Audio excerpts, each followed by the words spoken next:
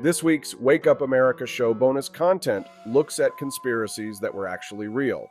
Today we examine the conspiratorial business plot of 1933.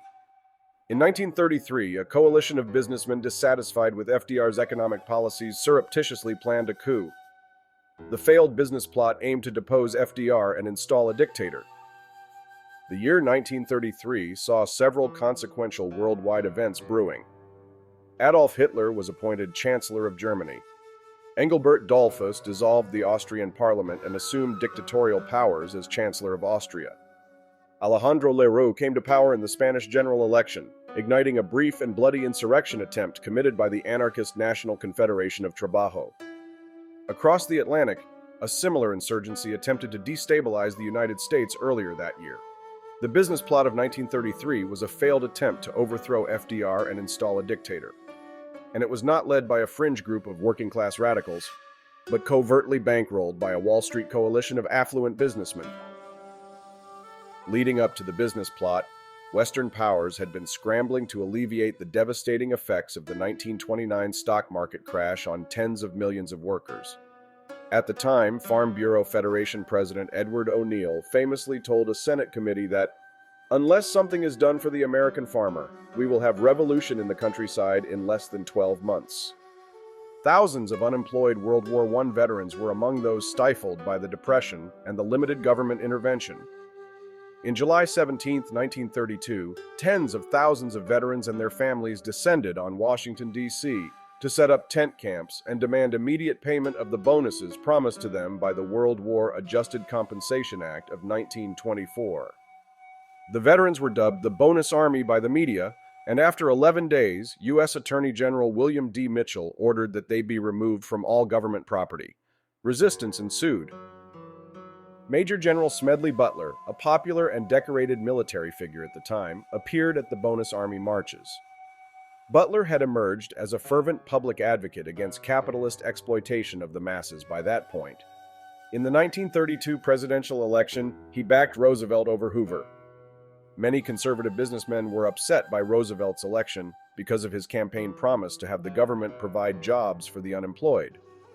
Wealthy businessmen were concerned that he would introduce reckless spending and economic socialism. Roosevelt's New Deal policies, which addressed almost every sector of the economy in the form of regulations, social programs, and financial reforms, made him an ever-growing problem in the eyes of big business and banks.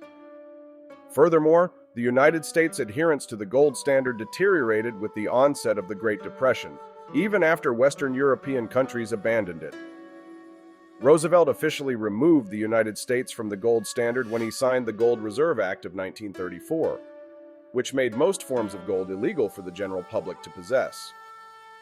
The end of the gold standard was said to have shocked Wall Street because they saw a currency that was not solidly backed by gold as inflationary, undermining both private and business fortunes. The 1973 book, The Plot to Seize the White House, notes that Roosevelt was damned as a socialist or communist out to destroy private enterprise by sapping the gold backing of wealth in order to subsidize the poor. This formidable class of disproportionate money and influence began plotting to take action for their grievances, a scheme that finally unraveled before public eyes in November 1934. In a series of allegations, General Smedley Butler revealed the existence of a political conspiracy by business leaders to depose President Roosevelt. A special House committee heard his testimony in private. Butler testified under oath that Gerald P. McGuire approached him about leading a private army of 500,000 ex-soldiers, funded by $300 million, provided by a group of wealthy businessmen. McGuire, a bond salesman with Grayson M.P. Murphy and Company and a member of the Connecticut American Legion, told Butler that he was to lead this coup d'etat to overthrow the United States government and replace it with a system more favorable to big business interests. According to Butler, Roosevelt was to be deposed and replaced by General Hugh S. Johnson, former head of the National Recovery Administration, with the J.P. Morgan banking firm financing the plot. The number of veterans outnumbered active duty service members at the time, and it was thought that such a large force could swiftly pull off a coup of that magnitude. Butler and McGuire's meetings began in July 1933 and lasted until the first half of 1934. McGuire's initial proposal seemed innocent. He asked Butler to run for national commander of the American Legion, a well-known veterans organization. When McGuire steered the conversation toward getting the American Legion to pass a resolution in favor of restoring the gold standard, Butler's suspicions grew. According to Butler, McGuire's reasoning was that the gold standard was a veterans issue because their bonuses would be worthless paper if the currency was not backed by gold. Eventually, McGuire revealed the extent of the true plot to Butler. In return for his participation, Butler's mortgage and his children's college education would be paid for. McGuire allegedly told Butler's former personal secretary that the plot's conspirators would meet at a Veterans of Foreign Wars convention to plan their next steps, which Butler passed on to Veterans of Foreign Wars Commander James E. Van Zandt. Butler alleged that the entire scheme was backed by a new conservative lobbying group called the American Liberty League. This group included J.P. Morgan Jr., Irénée Dupont, and the CEOs of General Motors, Birdseye, and General Foods, among others, with nearly $40 billion in assets equivalent to $778 billion today. In addition, the list of alleged conspirators included former presidential candidate John W. Davis, J.P. Morgan partner Thomas W. Lamont, Prescott Bush, and numerous military leaders. Butler named Bill Doyle, the commander of the Massachusetts American Legion, as a co-conspirator, as Doyle apparently attended the first few meetings. Butler also gave the name Robert Sterling Clerk, who served as a second lieutenant under Butler during the Boxer Rebellion in China. He came from a wealthy family and was the heir to the Singer Corporation fortune, earning him the nickname the Millionaire Lieutenant. Instead of following through with McGuire's instructions and personal favors, Butler turned to the head of the FBI, J. Edgar Hoover, in the fall of 1934.